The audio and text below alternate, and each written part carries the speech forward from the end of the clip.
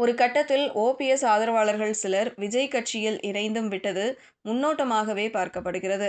எந்த கூட்டணியில் இணையப் போகிறேன் என்பதை தைப்பொங்கலுக்கு அறிவிக்கிறேன் என்று ஓபிஎஸ் செய்தியாளர்களிடம் தொடர்ந்து கூறி வந்தார். ஸ்ரீவில்லிபுத்தூர் ஆண்டாள் கோவிலில் ஓபிஎஸ் நேற்று சுவாமி தரிசனம் செய்தார். அப்போது கூட்டணி குறித்து செய்தியாளர்கள் கேட்டதற்கும் தை பிறக்கட்டும் என்று கூறிவிட்டு சென்றார். அது மட்டுமல்ல, வரும் 23ஆம் தேதி சென்னை வரும் பிரதமர் மோடியை ஓபிஎஸ் சந்தித்து கூட்டணியில் இணையலாம் என்றும் தகவல்கள் வெளிவந்தன. இப்படிப்பட்ட சூழலில்தான் இன்று தன்னுடைய கூட்டணியை அறிவிக்கிறார் ஓ. பன்னீர்செல்வம். எதிர்பார்த்தபடியே பாஜக கூட்டணியில் இணைவாரா அல்லது செங்கோட்டையன் எதிர்பார்த்தபடி தாவேகாவில் இணைவாரா தெரியவில்லை. ஓபிஎஸ் அறிவிக்கப் போகும் கூட்டணி மிகுந்த ஆர்வத்தையும் பரபரப்பையும் தமிழக அரசியல் களத்தில் ஏற்படுத்தி வருகிறது. சமீபத்தில் ஓபிஎஸ்ஸின் அதிமுக தொண்டர்கள் உரிமை மீட்பு கழக மாவட்ட செயலாளர்கள் கூட்டம் நடைபெற்றது.